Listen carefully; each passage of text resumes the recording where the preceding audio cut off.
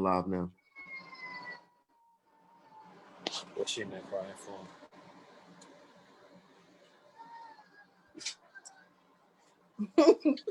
Yeah, okay, what happened?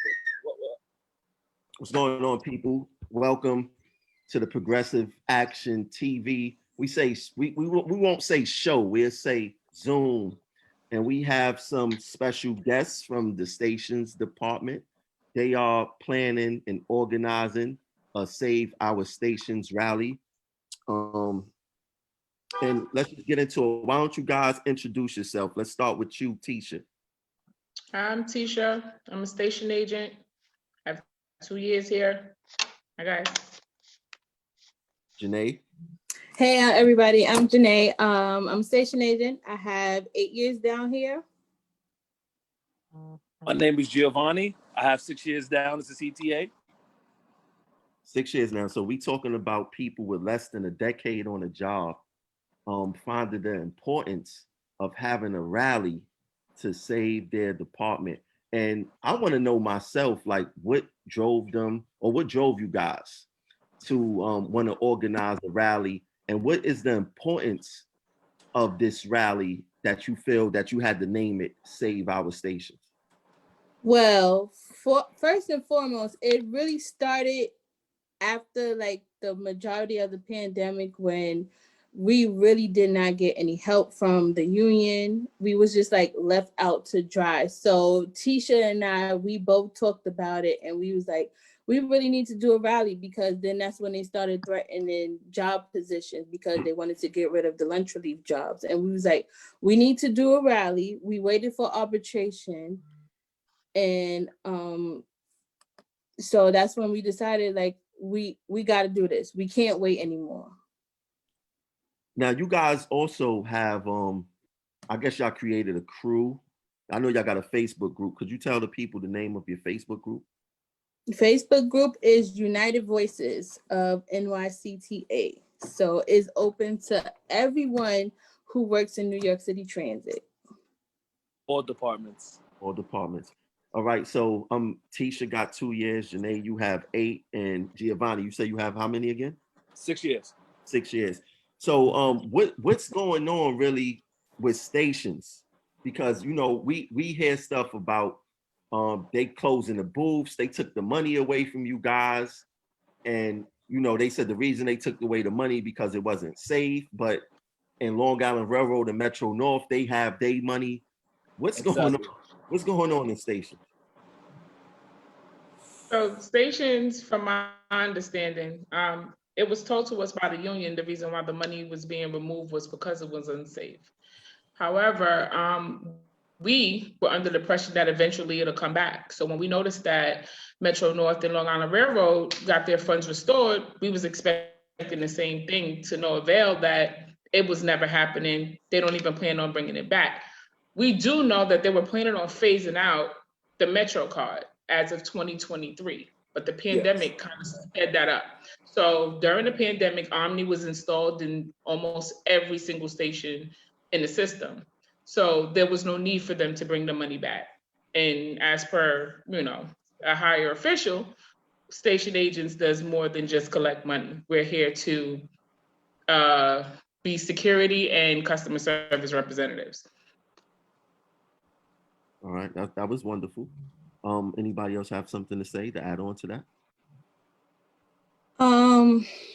But yeah, well, also to add on, like, we really have had a lack of information from the union. It's been hush hush majority of the pandemic. But prior to the pandemic, when contract was out, we would have a video every single day badgering us about signing that contract for that 3.5% for 4 years. But after that, it was just completely ghost.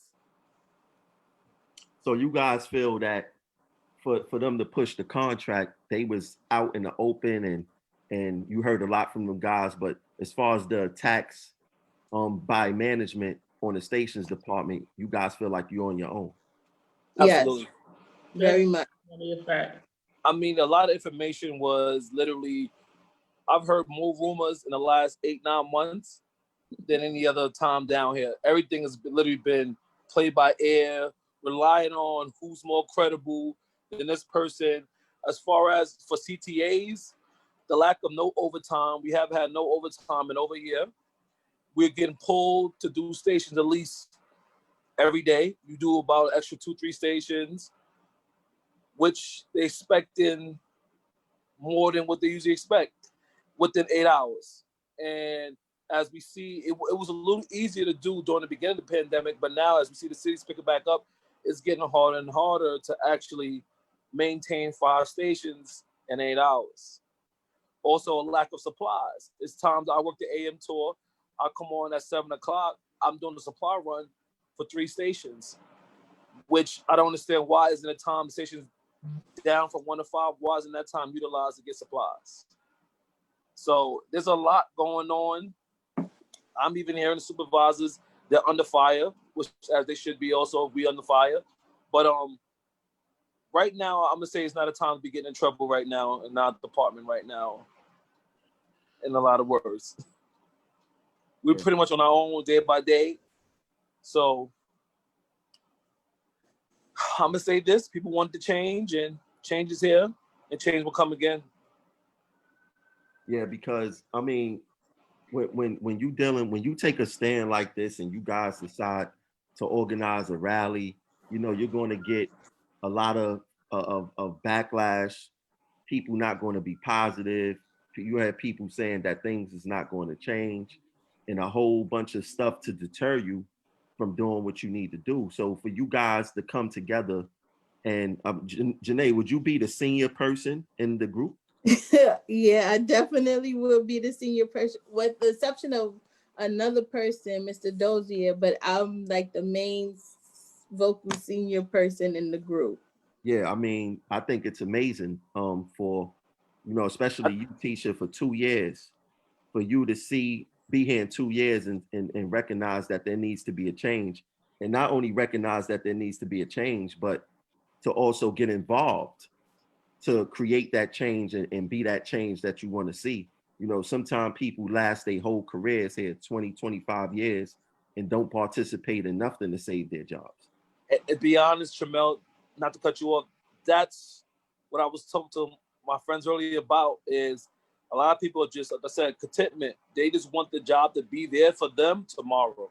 As long as the job is there for them tomorrow, it don't matter what transit does. Transit could shut down the station. They got paid 2 weeks, it don't matter. And that has to change. In her 2 years, that's when actually the 2 years has been the regime we have in now. So she's actually seen what the real changes in transit in the last 2 years. So she's probably got the best experience hands-on coming in and seeing the roller coaster that she's been on the last 2 years. I'm talking about, I don't know how many people have kids, but my children are affected by what's going on. My lady's a station agent. The new 7 to 3 schedule does not work for our household. You understand? That's a whole other thing. I don't know why they do the station agents. I want to talk. I want you guys to talk about that. Our personal lives? No. The schedules. No, Gio. The schedules. I don't see. Hey, Jason. I don't see how it correlates having the supervisors and stations coming at one time. I just don't see it. People, let's be honest, this job, we can make this money somewhere else. I know I'm qualified to make this money other places and more. We're probably pretty much here because of the job security, because of the benefits, and because of the flexibility of the schedule. We all work different schedules for different reasons. And now you ask somebody who have kids, loved ones, elderly, ill, whatever the case, we have to now scatter around the next 2-3 months to make accommodations, as if living in New York City is not expensive enough. Now you actually need to accommodate finding a sitter. Now, my children are homeschooled, thank God, but at the same time, the baby goes to a sitter. Now we have to find, hopefully the sitter can take the kid even earlier now. Because like I said, I'm not a station agent, but my lady's a station agent, and it affects the household as a whole. And transit don't care about that. You live out of state, don't matter. You live upstate, it don't matter. It's not, they're not really thinking about the other 16 hours in the day that we have. We only have 8 hours there. Now, Janae, you have a son. How does this new schedule affect you? This new schedule is going to affect us greatly. We do not live in the city. We travel in the city. So that's why I have an 8 to 4 job now. It allows me to at least get on the train by 6:30. And I'm up by 5:30 in the morning for an 8 o'clock job. So imagine having to be at work at 7 o'clock, where I don't even know where I'm going to have available to be at now, being that they took away 200 jobs for the lunch relief jobs. Normally the senior people pick lunch relief jobs because they like the flexibility. Some don't like to be in the booth. So now you took about 200 jobs away, and that knocks about another 200 jobs from the people who may normally pick a booth, or they may pick a certain location because it's convenient for them.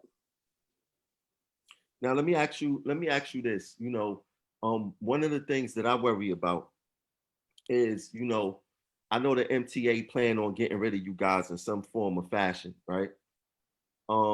Safety. If the MTA remove you guys from the booth or get rid of station agents, what is the safety implications for the public?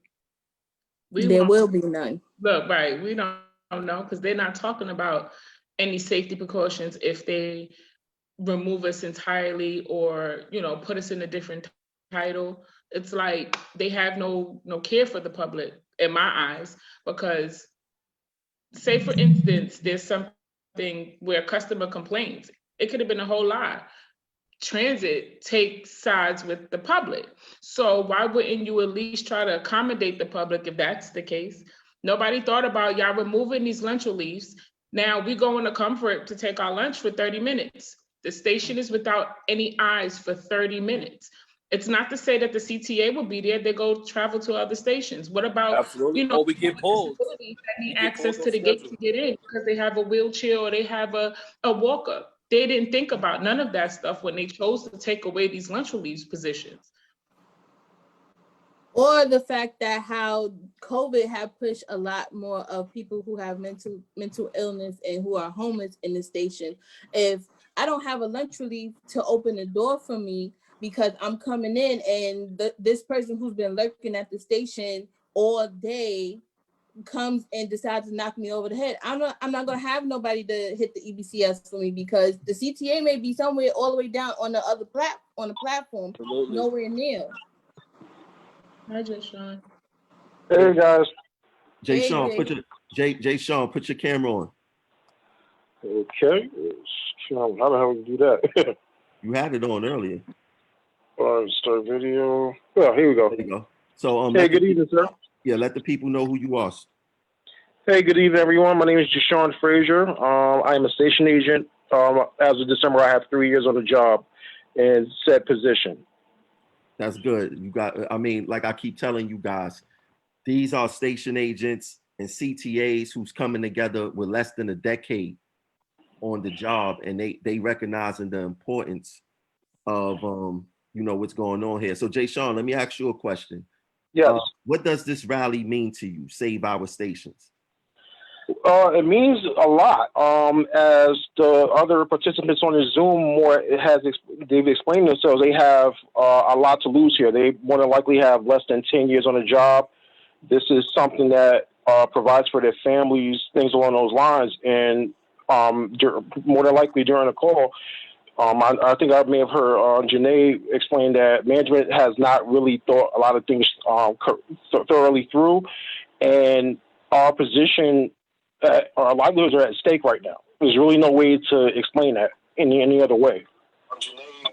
Now let me ask this question: do you guys feel there's a sense of urgency coming from your union reps regarding what Jay Sean said? No, Absolutely not. Not at all, sir. Not at all. That's the reason why we're at this point. Okay. I mean, we're the minority right now. Like I said, most of transit department is about 45 and older, with at least about 15, 20 years. So right now we're the minority.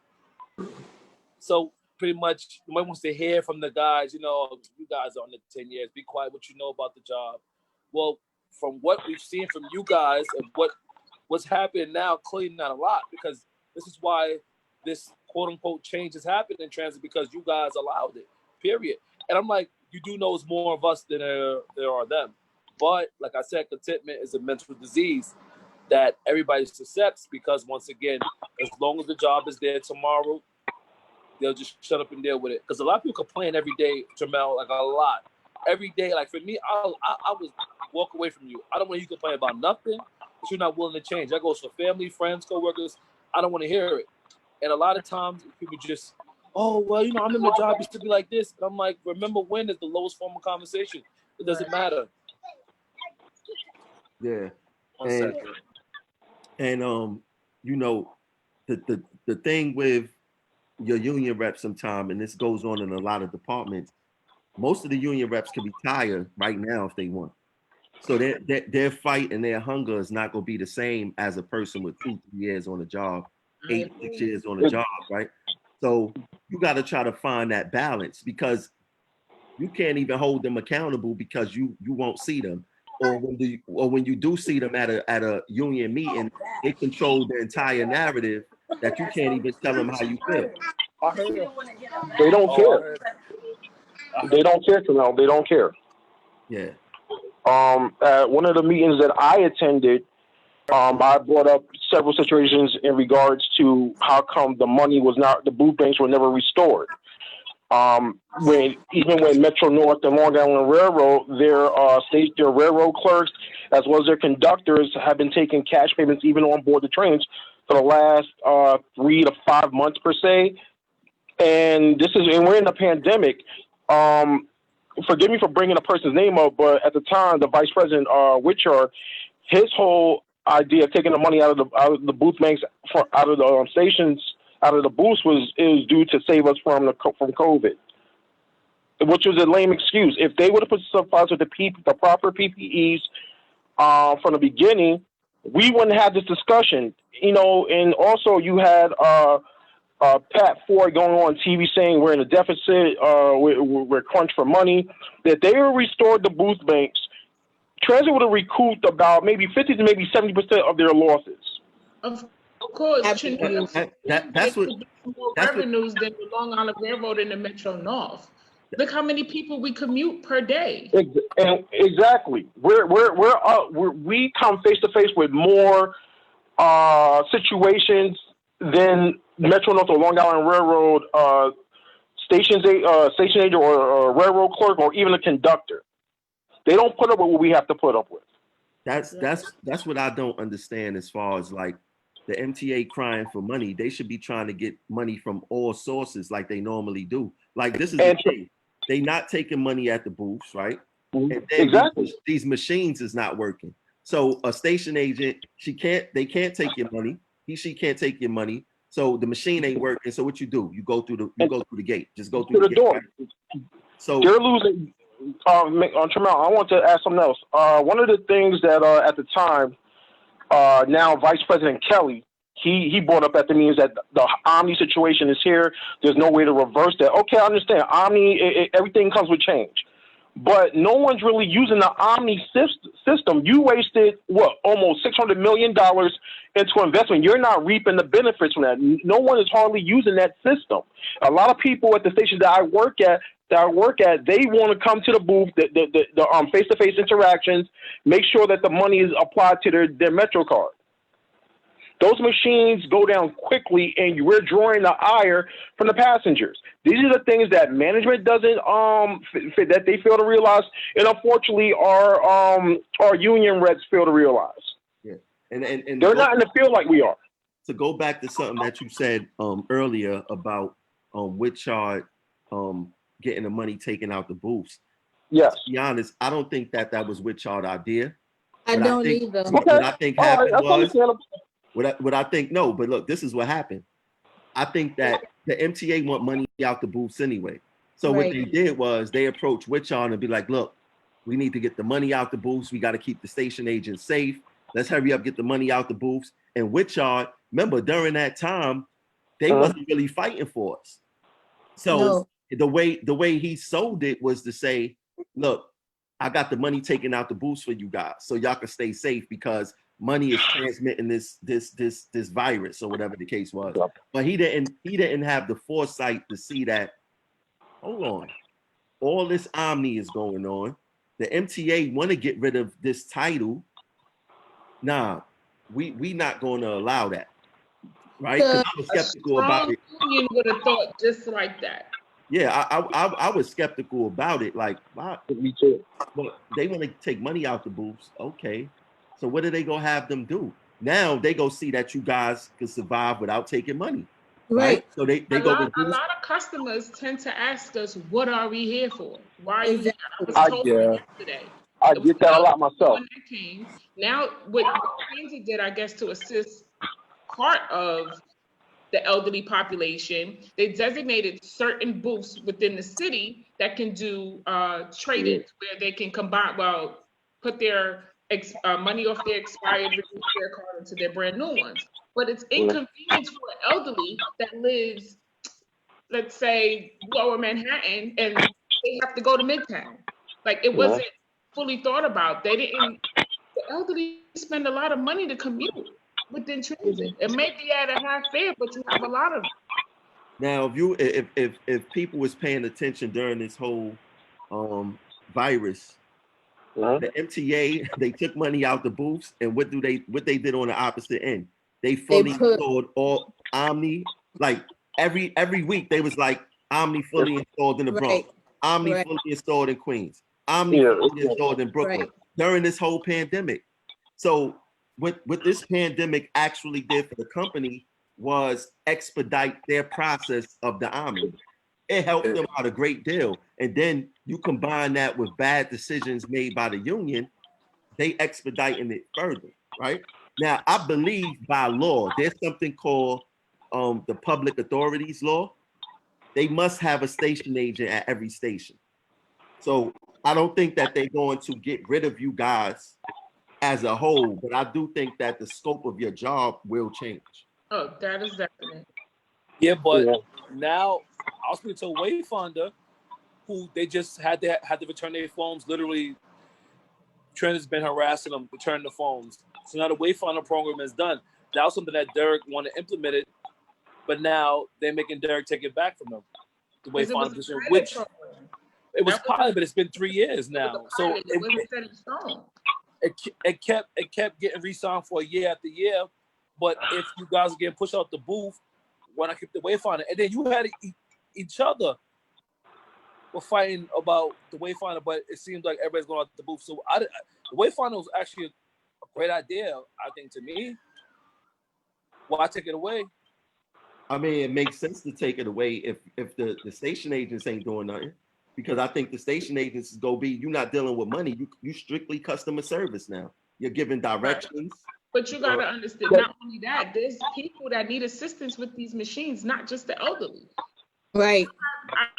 I work on some days I work at Crown Heights Utica Avenue. That's predominantly a West Indian culture over there. Some of them don't know how to use the machine.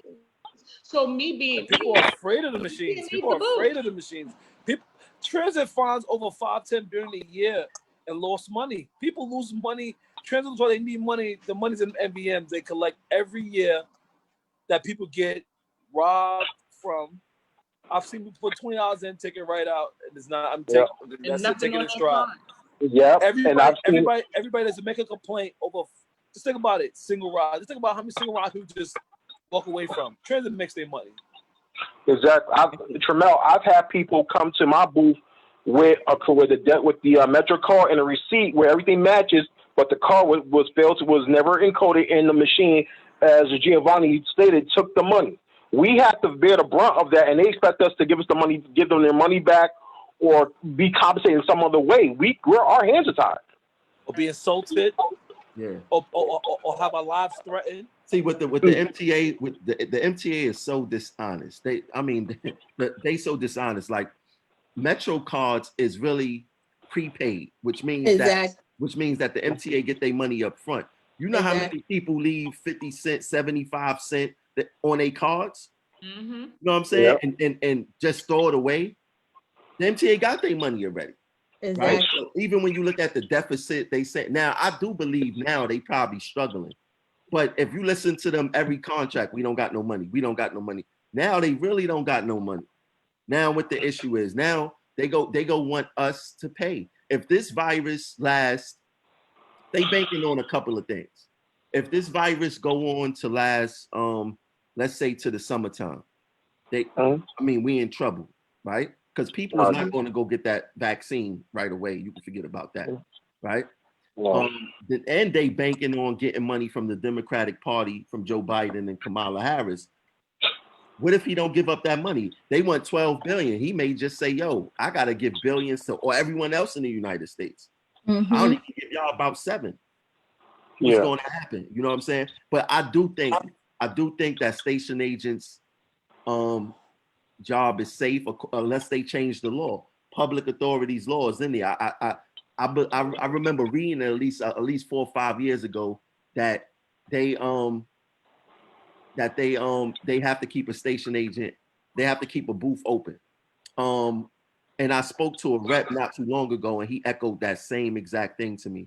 So I'm quite sure that that's the case. But like I said, I do think that the scope of you guys' job is going to change. And if the scope of you guys' job change, I mean, what they gonna have you doing? Walking the platform, being security in the station? Are they gonna have you? That's another thing. Or they gonna have you? Look, they may have you broadbanding. They may have you changing lights, sweeping. Something is gonna happen. It's funny. It's funny you mention that because that's a part of being MAP Stoa. If you look at MAP Stoa, if you under MAP Stoa, you are able to be trained and be realigned into positions without no fight. Like you said, you will be forced to fix a light that you never learn how to fix. Paint the yellow strip on the platform. These are things when you're under MAP Stoa transit laws and guidelines, they can get us to do whatever. So you guys gotta be prepared to do whatever it is that you cannot put no grievance in because you're under these bylaws of being under MAP Stoa.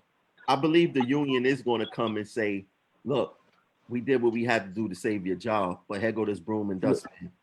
Yes. Shamel, they've been too silent in regards to our situation. They've been extremely silent, sir. I don't know if I can agree with that, but I think they've been too silent, especially when you go to meetings. We've been kept in the dark about a lot of things that are going on. We don't find until the last minute. You know what I don't understand? I'm sorry. They still have people that's out here provisional, but you have a whole class that came out during the pandemic. How is that possible? Really? How can you do that? Yes, they had about 3 classes that came out. He had 8 months in. So when I did the math, I'm like, wait, we've been in this pandemic for 8 months. How is that possible? They had about 3 or 4 classes. Yeah, but remember when we spoke about Tisha, you had to ask him, were you demoted or did you come off the street? He was a brand new station agent out of class. It was a March class that came out. It was a March class that came out, and it's like, okay, what about the people that's provisional? How do you secure their position? That didn't make sense to me. I think that what's important here is that, I mean, it seems like you guys are a great group of people. I didn't meet all you guys yet, but I'm looking forward to meeting, every single last one of you guys. And the change starts here. The change starts right here. Talking about the issues. My philosophy is, if you want, before the change come, you got to bring awareness first. You got to make people aware. Like, we don't do enough of talking about each other issues and, oh, wow, that's going on in that department. Oh, snap, that's going on here. Like, there's no collective ideas. And these collective ideas and conversations should be going on at the top. But as we can see, we can't wait for them to do these type of things. At the end of the day, we all grown. We all know what's the difference between right and wrong. And we got to stop allowing and putting our livelihoods literally in the hands of other grown people. Sometimes you have to take your destiny in your own hands and get with people who have the same like mind and ideology as you, because for some reason the idiots know how to get together. Absolutely. The idiots, they waste no time to get together. But the people, the intellectuals, the people who want to create change and things of that nature, who really don't want to play politics and we just want to get things done, we don't really come together like that, right? So we got to start changing the narrative within our own crews. We got to start seeing how to help each other. Like when I seen Jay, when she sent me the flyer, and I was like, you know what, I'm gonna help y'all. I'm gonna just put the push behind it because it don't mean nothing to me. If I got a platform to help you guys get your message out there, why wouldn't I do that? You know what I'm saying? You just got to be careful sometimes when people have other agendas and they got agendas to promote themselves or whatever the case is. Y'all, my first rally ever was in the stations department. Like I said before, my first rally ever, stations. People say, yo, Tramel, you only do stuff for RTO. I never had an RTO rally. I never did nothing specifically for RTO except help members in my department with their grievances, saving their job and things like that. I got 7 years on the job. I never did anything for RTO. My rallies was for stations and buses and things of that nature.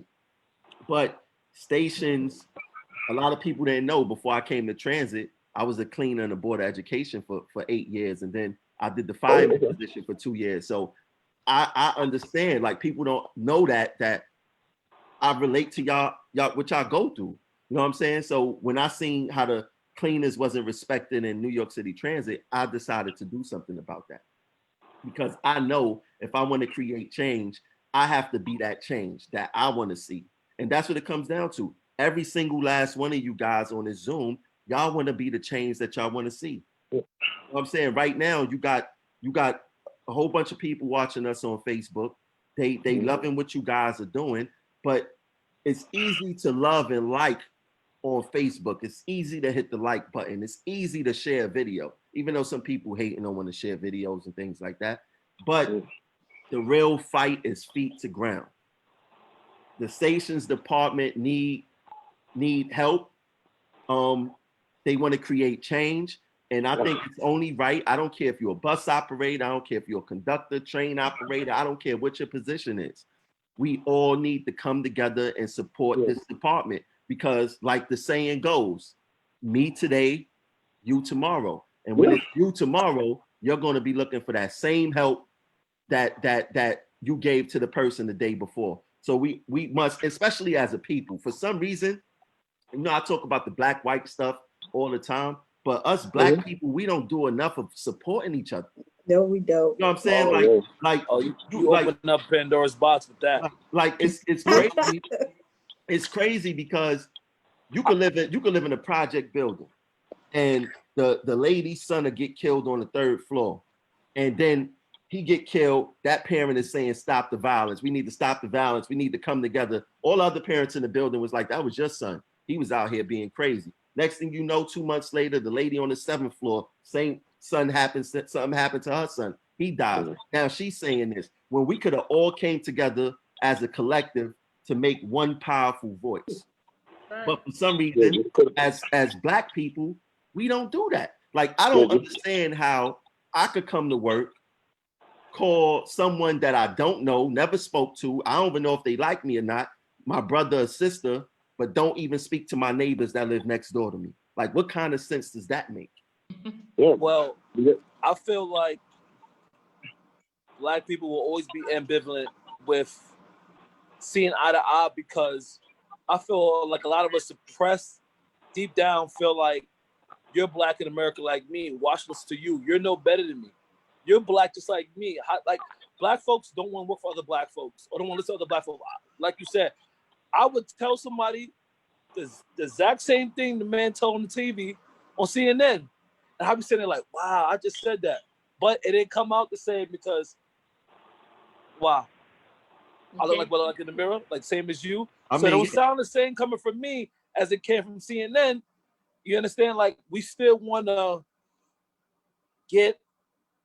look for that approval from them. You know, like, well, what they said is right. You know, well, they lead me to the water.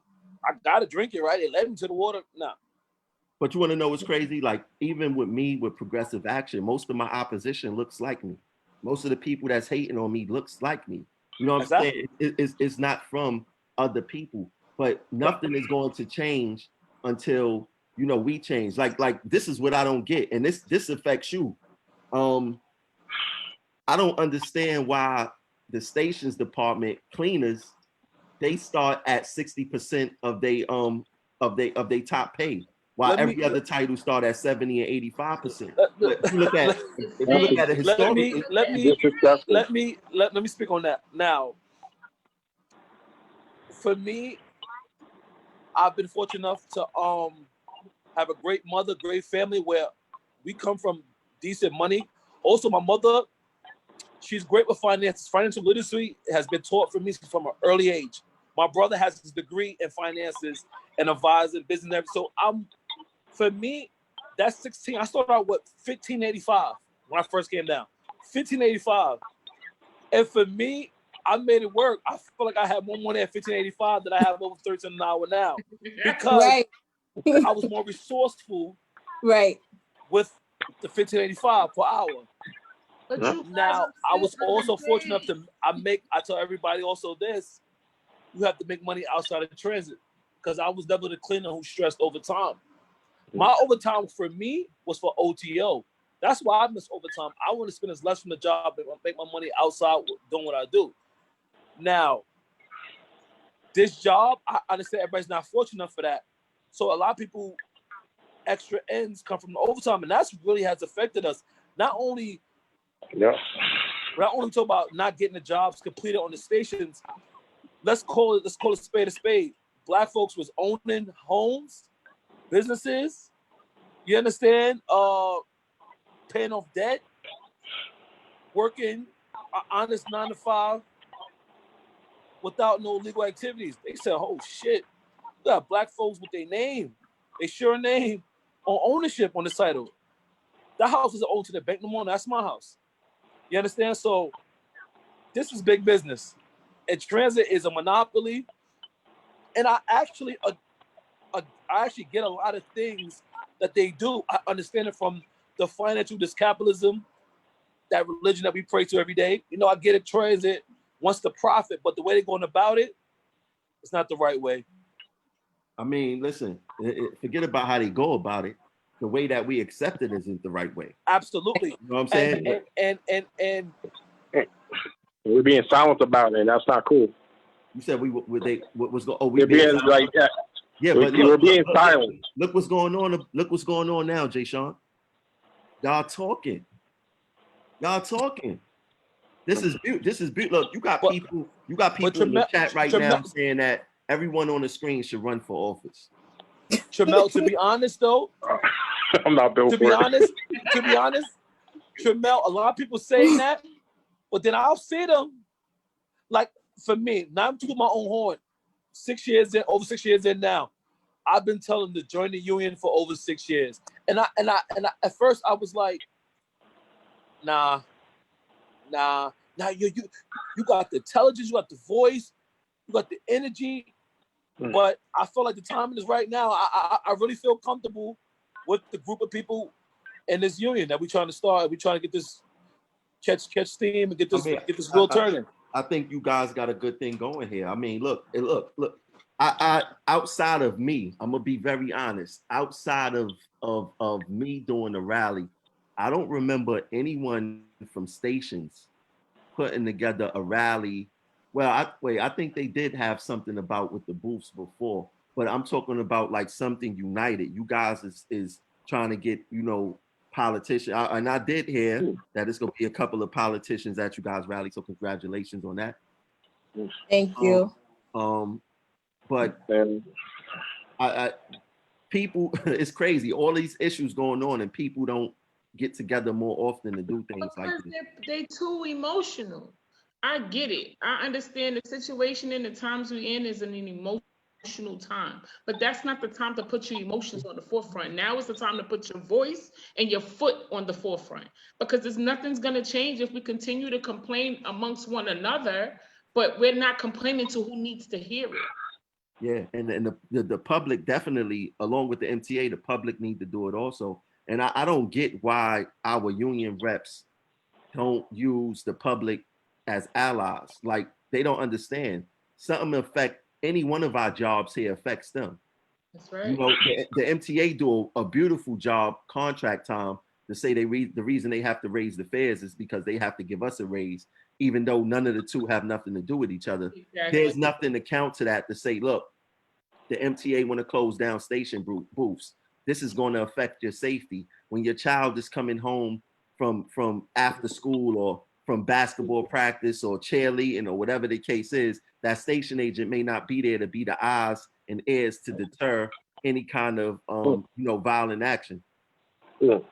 Tramel, in addition to what I just want to add on to what you just stated, it seems that higher ups or management will not get how essential we are as in the stations department until, God forbid, a loved one of theirs, like you just mentioned, someone that they care about is the victim in a crime. You know, the crime is starting to go up as it is in the system, and I honestly think that the management is starting to downplay the numbers or analytical, whatever you want to call it. They're starting to downplay just to cover themselves. They won't care until someone they love is affected by it. That's when you'll see we need to do this, we need to make this move, we need to make that move. It didn't have to be that way if you would have just thought from the beginning we need to be logical about this. Exactly. They don't care until it's too late. Like Exactly. one of the rules state a transit employee is to defend themselves without using excessive force. Now, I'm 6'3", 275. What is my level of excessive force compared to a man who's 5'8", 160? Exactly. Well. With that, I know what rule you're talking about. It's Rule 31 in the rule book. If anybody want to go look it up, basically, it's with any rule. The corrections have this rule also. As soon as the person stop hitting you, you have to You're stop supposed to immediately. stop. Don't apply any more force. You can't throw another punch, right? Okay. You can't like if he hits you and you hit him, you can't and you just go into a rage and you beat him to a pulp, you're in trouble, right? It has to stop immediately, just enough to defend yourself. But my is come on, logically, how do you stop yourself in the middle of the rage? You're upset, you're angry. Not only that, we all know the situation with the police, and like we all agents, we all work in the station department. Police don't always arrive on time. Let me share. I made a joke off camera. We was just us four about being a 2 Broadway Hall of Famer. I got put in the street for a customer incident. The customer admitted to hopping on the station. He admitted he was on drugs. He admitted he takes medication. He admitted he was stealing. He also said that I beat him up during rush hour, held him down over the tracks. Okay? I assaulted him, held him over the tracks. Now, Transit has us on camera. His recording shows us arguing, having a dispute. I've never touched him, never assaulted him. But since I was told, I became the aggressor after he threatened me with racial slurs, derogatory language, with life threats. Once I verbally started to defend myself, never physically touched him, Transit said, well, I lost the case as far as I'm held to a higher standard. And then I was told, why didn't I run to the booth? I said, well, I'm upstairs on the elevator platform. The booth is back downstairs where he was blocking. But they gave me 10 days in the street from that. It was from pending dismissal to 6 months to 3 months to 30 days to 10 days. Went to step 2 and like arbitration meetings. I didn't understand why am I being put in the street, taking money out of my mouth, my church's mouth, for a customer who admitted that he was on drugs, that he was robbing, stealing, doing everything under the book. Why is it that we're not defending when it comes to public complaints and whatnot? Oh, may I also state I was also detained by the cops because he filed the plea against me. The detectives, he told me, you either gonna come in or we're gonna get you arrested on the job. And you know, as a transit under law, you get arrested on the job is pretty much automatic termination. So Oh, me, that's I went to the absurd, man. station. I asked the officer, "Am I being arrested or being detained?" I said, "People file pleas every day and complaints every day." The detective, huh? No, they'll lie through their teeth, the skin of their teeth, make up a whole bunch of absurd things just to get you in trouble, and it's unfortunate, Yes. man. And Also, transit buys into it. Right. yes. Also, the Like us, detective. the 511, when they make customer complaints, one of the questions is, was the person rude to you? Now, if you upset about your money being taken out at the machine, which had nothing to do with the person at the booth, but because the person couldn't help you, yeah, you gonna say, yeah, they was rude. And transit will come and take you out of service, give you a write-up without investigating. Absolutely. And And I'm this, gonna be honest with you. How could they really investigate? That's a lose-lose situation for an agent. well, It's nothing for them to investigate if a customer tells them that we were rude. If there's no physical footage with some sort of audio to hear It how should be we thrown out. It should be thrown Right? out. Exactly. This is There's unfound evidence. We can't find anything to support that. This is the only agency that don't have their employees back. I mean, you see the police officer, they out here killing people. And Pat Lynch and the NYPD is with that officer 1,000%. You don't even have to do anything wrong here. And the MTA is looking to bury you. They are looking to bury you. It saves them money in the long run by doing that. And it's sad. For profit, you're gonna ruin someone's life, take away someone's livelihood over a false allegation in order to secure your quote unquote bottom line. Bro, we all pass numbers. Just like how New York State prisoners, they have a DIN number. Our pass number is our DIN number. That's it. You know what I'm saying? They don't even know us by name here. Whenever you do any kind of MTA business, they don't say what's your name. They say what's your pass. You know what I'm saying? Exactly. That's all you are to them is a pass number. And that's cool. But we can't continue sitting down and taking and dishing and accepting all this oppression, all this big stick management that they give us.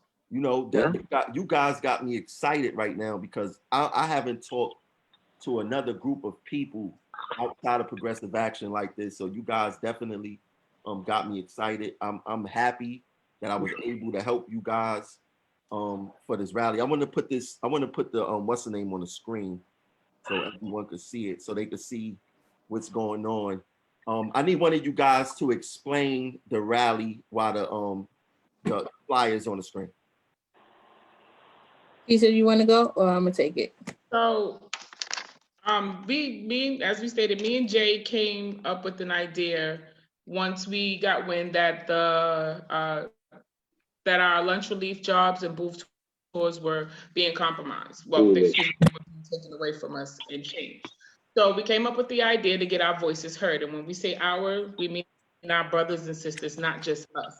So we put together this rally to let our union know, one, that we're now becoming unified and we need them to make changes and fight for us. I felt like it wasn't a fight, that it was easily taken away from us. When we did the arbitration minutes, it didn't make sense.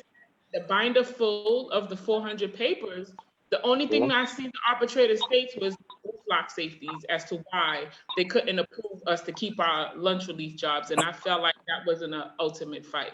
We have other reasons why we still need to utilize our lunch relief. This is the time that we can actually come together. It's massive numbers. So the more we have the support, and when I say we, I don't mean just us, I mean stations. Transit as a whole. Support from stations, the more we can actually have fight for change. So we're asking that everyone do come out if they can. If they cannot, any form of support, whether it's to share a flyer, text a flyer, whatever it is, to show some sort of support, to come together as a whole to make change for our department. Because if we don't, we'll continue to be the same way that it's been. And I only have 2 years here, so just imagine. Excellent. Anyone want to add on to that? So we are assembling at 195 Montague Street. That is in front of our Union Hall, and it's at 1 p.m. because that's the time when most people would be either going to lunch or coming from lunch, and then we're going to march to the location from there. Mm-hmm. Okay, Yep. so I know you guys got a couple of politicians come in. You guys have speakers and all that other stuff too. Yeah. Okay. All right. So look, I'm excited. For everyone who's watching, let me take this off the screen real quick. Okay. For everyone who's watching, I need you guys to share out this video. I need you guys to bring awareness as to what's going on in the stations department. I need you guys to come to the rally itself. Just showing support. You don't have to speak, but stand with your brothers and sisters in the stations department, and let's just be the change that we want to see. This is simple. It's simple mathematics. We stronger together. And let's just make this happen, man. I'm happy to be able to help you guys, and to have a platform to be able to help you guys. So even when you guys get off the Zoom, make sure you guys put this in every group that you in. Put it on your personal page, put it everywhere. Yeah, we're gonna put it in every group, because you know some groups like to block people, but you know, that's cool. some of us are still in those groups. You know Come that. on, you don't do that, man. Listen, we not worried about that. You know what I mean? G, let's be nice, bro. Yeah, we not worried about that. But even look, don't get it confused. And this is from an organizing standpoint. I'm gonna give y'all a jewel. Don't only invite transit workers, because nobody go know who's a transit worker and who's not. Bring your family member, bring your friend, bring your neighbor. Nobody don't know, oh, this person ain't a family member. This ain't, because this is about the public and this is about the workers. This is where you actually start creating and making allies with the public. Because the two things that the public, the MTA will hate, because they spend a lot of time and money doing it. They spend a lot of time and money dividing the workers and the public. But we got to start creating these narratives as to where we could come together. So I have people. Huh? No, I was stating, Tramel, at the stations that I've worked, I've had people voice their frustration about, during the conversation about the money not being and not being able to do transactions. I told them to write your local congressman, and voice your opinion on how transit is kind of like holding you back from, getting to work on time or things of that nature, or your money's been taken. You have to write your congressman, get it out there. But it just can't be up. But think about it. This is part of the narrative for them to turn the public against you. Because when the MTA say we're going to have to lay off station agents, the public will say they don't do anything anyway. So get rid of them. Right. Yeah. So this is all part of their game. What I would say as a station agent, don't get frustrated. Do like you said, Jay. Explain to them what's going on. Look, this is out of my hands. This is what the MTA want to do. Send them the direction that they need to go. I mean, and even if you want to be on top of your game, you know where you work at. If you have a 5-day station, you know where you work at. You see who the congressman or the assemblyman in that district, and you have that on deck for them already. You know what I'm saying? Tremont, I want to ask something. I don't know if either Tisha or Jerry, even Giovanni, touched on the subject in regards to how lunch reliefs are being taken away. There's a point where I don't know if they've spoken about this. Without no lunch relief there, the swipers know what time you're going to lunch, or there are people that could be casing stations that want to commit a crime. If there's no physical body on that station, either station agent or a CTA, they're going to run rampant. I mean, that's my concern would be for the safety of the safety of you guys. I don't care what the swipers do. My check will remain the same, whatever. You know what I'm saying? But you guys' safety is paramount to me. So, what you think need to be done for you guys' safety? Should it be a 1-to-1 relief? Yeah, just the lunch relief should have never been. Johnson never taken away in the first place. It should have been never been done. I don't know if when this man thought it was a good idea to go ahead with it, he wasn't thinking logically. Whoever came up with that idea wasn't thinking logically at all. It Can does I say not make something sense. that I feel like might have been I know they stated that there were no givebacks for this contract, and I've been voicing this because this is what I feel. I know how, just paying attention, to get something, they have to give something. I feel like this was something that was already in the works. So But- I paid attention to the signature dates on that contract. The contract was ratified, what, the 16th? But the dates of the signatures said like December 4th or something. So it's like y'all already had these things in plan. Yeah, I mean, Witchard shouldn't have did that. I don't know why Witchard signed papers before he was even in office. I didn't get that at all. So now my question is, how is that even legal? Like, there's no bylaws that can counteract that? Like, how can this have even gone through knowing that he wasn't even in a position? It was approved. It was approved by the president. So it wasn't. It's nothing that nobody could do. It is what it is. I mean, the most that we could do is politics is not for me. I'm sorry, but I mean, no. I mean, look. At the end of the day, the way business work, you don't get what you deserve. You get what you negotiate. And then even before you get to that point, we got to be cognizant of who we put in office. We got to look at the work they have done, because some people only come alive around election time. You know what I'm saying? And we gotta pay more attention. Like who been putting in the work consistently? Who's really trying to create change here? Who's not clout chasing? You know, you gotta learn how to navigate these waters. And that's another thing with us people of color. We don't pay attention to politics. I don't understand how someone in a union could say that they don't get involved with the union because they don't like politics. These politics decide your pay raise, which could affect your household. These politics affect your health care. These politics affect your work rules. These politics affect everything that could affect you and your family money and livelihood and all the above. How can you not be involved with union politics? It's the same thing with politics in the community. Everybody want to come out for the big ticket stuff. Everybody voted for president this election. Nobody goes to the meetings. For their assembly, for their New York City Council, where those people have more of a direct effect on your life than the president will, right? Just like how union reps will have more of a direct effect on your life than the president will, than an assembly person will. You know what I'm saying? So we gotta, if we go do homework, we gotta do homework on these people who's running for office, who's elected. You know, stop voting for your friends. Vote for the people who's putting in the work. I don't care if y'all came in the transit together. I don't care if y'all link and drink together. We gotta get away from that, because that's only gonna put us in the hole further. You know what I'm saying? We gotta get involved in these politics. We gotta see what's going on out here. And go ahead.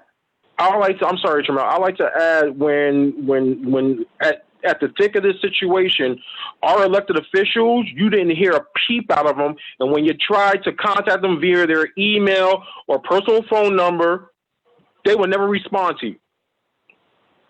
When it was time for you to be front and center and answer these questions from the members like myself, Tisha, Janae, Giovanni, et cetera, these people know where to be found.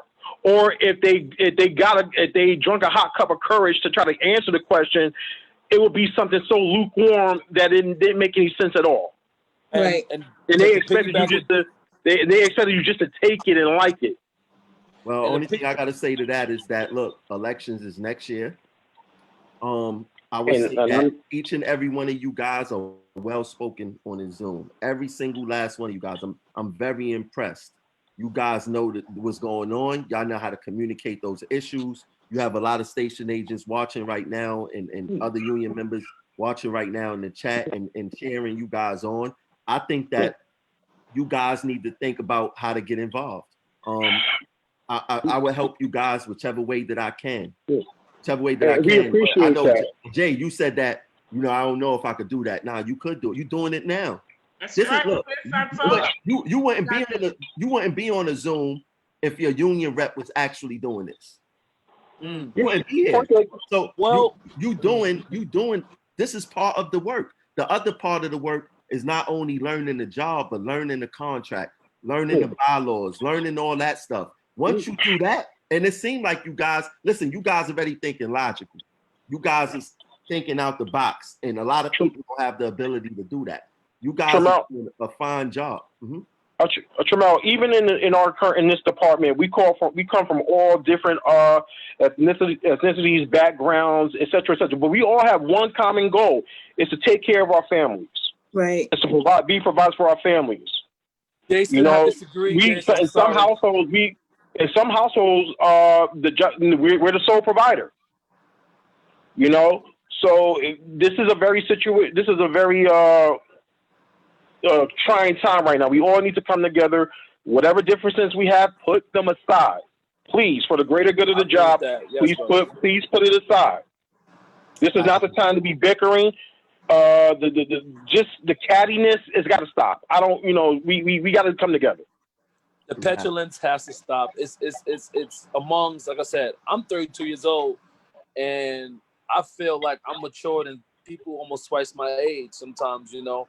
But to piggyback what you said last time, Jason, about the union being quiet as a mouse, I feel like I said earlier, they pick and choose who they communicate to. Because like I said, I know several people who's literally like grew up with Witchard. Like I know CTM, I can put his name out there. He knows Witchard personally. Who grew up with him, raised with him in Brooklyn. His mother was his teacher. He can call Witchard and get him out of hot water. I know another cleaner who could call Kelly and get himself out of hot water. But if I call him, I get the voicemail. So it's like our message is like we're speaking to the union. We literally have to speak to the right people in our department to get some sort of feedback from the union. Like you said, we can't call them directly. I have Kelly's number. I've yet to use it. I don't know what I would say to the man personally, because like I said, I've been already down to arbitration and everything. It's pretty much I feel like I represent myself personally. If I have to get any other trouble, any other hearings, I'm representing myself. I don't need y'all. I've seen it. I've dealt it. I've experienced it. Them guys literally get paid by transit. We must remember that. It's like they're double agents, boss. They're freaking double agents. I mean, like I told you guys, you got to be the change you want to see. You see what you don't like, you be the opposite of what you don't like. And like you guys said about Jay Sean, what you said about coming together and the cattiness and all this other stuff, that's very true. But you know, it's ingrained in some people to not even want to come together, to continue to be negative. You got to learn how to dodge those people like the plague too. We all know who want to help and who don't want to help. You're going to listen. You're doing a rally. You're going to have people there who's just coming just to talk bad about it, just to go back on Facebook to say, "Oh, you didn't do this. Oh, you didn't do that right." They not. Everybody's gonna be afraid. But you know what I'm saying? those the same ones that did nothing to even say, "Well, here's an idea from my perspective." We were open this whole time. It wasn't like we was closed off about it or we didn't want nobody to help. We extended, asked. We did numerous times. It had nothing to do with pride or egos. We asked for help. I mean, I don't know who y'all asked. I don't care who y'all asked. I just know that. I just know that. When the situation was brought to me, I decided to get involved because I want to see the change that I want to see change throughout all these departments. It affects us. You know what I'm saying? It affects people, households, and the only way we go create that change is if we unite in some form or fashion. Indeed. I don't believe in uniting with everyone, but I think that you got to, like I said, the idiots, they know how to unite. It don't take much for them to unite. The haters, it don't take much for them to unite. When it comes to people like us, sometimes it's a little difficult for us to unite. I don't know why, but I'm trying to change that, and I want to change that. And you know, I wish you guys the best. You guys got my support. I'm gonna put the flyer on the screen again. It's the Save Our Stations rally, Wednesday, November 18th. That's next week, starting at 1 p.m. Marching from 195 Montague Street to Brooklyn Plaza, J Street. Save Our Stations. They meeting in front of the Union Hall.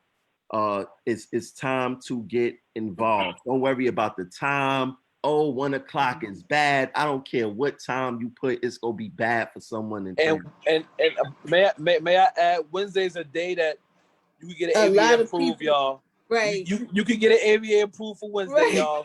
Come out, please. It's a Right. Wednesday. Wednesday. That's one of my- is- that's my first- Saturday. That's my first RDO. Chances are I'll be working overtime that first, or that's my second RDO actually. I'll be there. So obviously, Yeah. there's no questions of that. There's no You have ifs, ands, or buts to about it. be. You have to be there after all that Of stuff. course. Like, how you not gonna be there? You know what I'm saying? Yeah, I'd be foolish if I didn't. Yeah, but Quickly, before you end, sorry, Tramel. I'm very vocal. I'm vocal. However, if you guys see me, I'm all over the system. I was vacation relief. Some of you guys may know me. You can reach out to me on Facebook Messenger. I'm always available. So if you have questions, if you just want to be heard, sometimes we need somebody to talk to. I'm there. So oh yeah, don't real feel like quick, we're not approachable. We are. real quick. How can they, if people want to get involved, how can they reach you guys? Okay, so we have the United Voices page. Then we have an email. It's unitedvoicesnyct@gmail.com. You also can hit us up on Facebook. We Messenger. Yeah, which on is the messengers. most. All Messenger. of our we all answer our We messenger. got Twitter, we got Instagram. Like Very. it's available. We're Yeah. also on Twitter. For everyone who's watching, bring a coworker, bring a family member, bring someone besides yourself. Get someone to come. Share out this video. Bring more awareness as to what is going on in the stations department. We are stronger together. That is true. That is true. So look, once again, thanks for you guys for coming on this Zoom. Thanks for inviting me. Listen, I'm gonna tell you guys this. Y'all better get involved some way, form, or fashion next election. This talent that was on this Zoom today, it was beautiful. It was refreshing. Just to see that people with not a lot of time on the job, ready to take action. It's a beautiful thing, and it shows that there's change to come in this union, and the future is looking bright. So it was a pleasure of talking with you guys. You guys don't go nowhere. But or to everyone on Facebook that's watching, once again, please share out the live. Put a coworker on, and let's just do what we gotta Tell do. a friend, tell a friend. Tell a friend, tell a Yeah, friend. spread the word if possible. We'll catch you guys later. Peace.